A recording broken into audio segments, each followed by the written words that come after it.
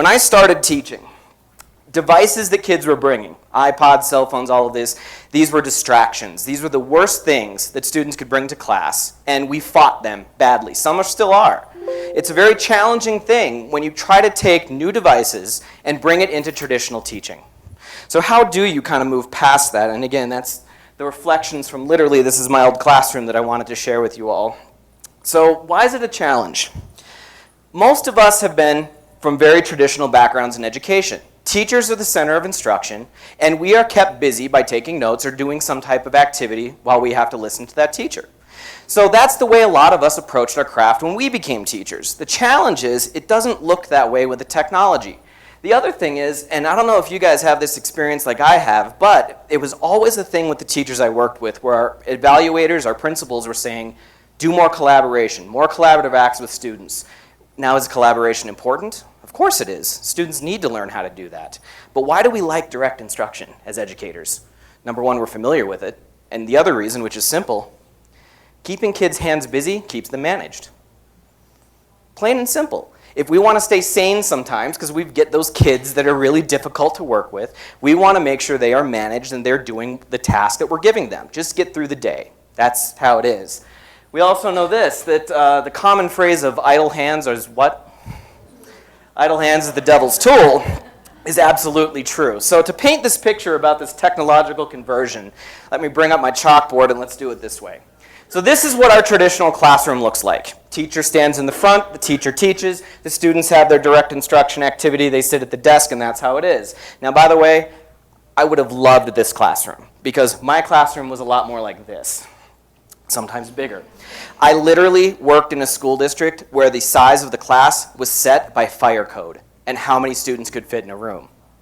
So knowing that even direct instruction is challenging with a class that large, let alone collaborative works, is incredibly difficult to be able to keep students on task when you're outnumbered. I mean, we are. There's no way around that. So for a lot of teachers, this concept of putting a laptop in front of them, it's really scary. Now, the first time I got to teach in a one-to-one classroom, it was a laptop. And again, I want to share the lessons that I had with it. Now, the laptop, and it doesn't matter if you go Apple or HP or any of the ones that are out there, there's one problem that comes with every single laptop. It has a screen. And if I'm standing in the front of the room and I teach the way that I've always been familiar with teaching, just like so many of you are on laptops right now, you guys could be checking scores, you guys could be on social media, you guys could be on a lot of things. And yes, can we try to be proactive and, put filters in place for students? I've been around education long enough that I'm cynical enough. I think students are always going to beat us on filters. That's just me. Even if they've got other tabs up and it's still getting off task. So the problem is my proximity as a teacher. Where am I actually able to teach? When I was creating this presentation, I searched in Google one-to-one laptop classroom, and this is an image that came up. I honestly think this is a complete lie. Because if the teacher is up there and there's no camera back here taking a picture, I think we'd all agree students are probably going to be trying to go somewhere else on the net. They may not be getting there, but they're sure trying.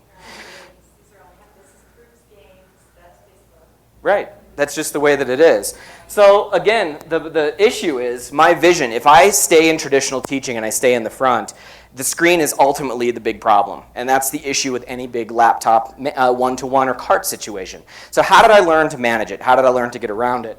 Well, my proximity had to change. I had to be mobile. And for me, that was a challenge because the first district that I was in, where I got to do this, we had smart boards up here.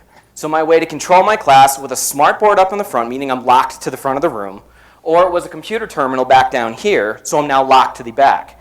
I needed something to be able to be mobile. Guys, notice how I'm teaching right now is I'm mobile with it. I can do what I need to from my laptop or from my iPad. Whether it was a clicker in PowerPoint or something, I needed to be mobile in order to manage the room. And here's why Canvas made such a big deal for me too, as a part of that. So by embracing all of it and putting Canvas on it, my management became visual just like it was a desk. I could walk around the room, my Canvas page would be up, and the page almost didn't matter because if I could see the navigation on the left and the navigation bar on the top, I knew my students were either in exactly the right place or at least close. And if I could give them an activity to do in Canvas, it got even better. So that direct instruction that I'm talking about, that it's, again, very comfortable for a lot of teachers. I was a social studies teacher. Lecture's a necessary evil. I can't get around that. So how did I embrace the device to keep those hands busy? In Canvas, you can set up an assignment, and one of the assignment options for submission is a text box entry. My students all traditionally were required to take notes on a notebook. I'd collect it, try to help them with note-taking as well. Now they're doing it in Canvas in a text box entry. What are the other big benefits? Number one, I've embraced the device that's in front of them. Their hands are busy. They're managed. Number two, how many of you guys have actually looked at student notes ever? Why are you guys chuckling? Sometimes they are messy. They disappear into that abyss of a backpack that they have, never to be seen again. Now they can refer back to it. It's always there. And if I wanted to make it collaborative, I could. So again, that very traditional, I've got my PowerPoint in the front, I'm in the back, and the desktop of the laptop becomes like the desks that I've managed for years. Put your iPod away, put your phone away, keep this on the desk, whatever. Now I need to be able to stand in one place in the back, see all the screens, and that's how I manage it. And because Canvas allows me to put so much media into it, I don't have to shoot my students around the internet to be able to go and do anything else. I can keep them in one place. Huge benefit to what I could do with those laptops in the classroom.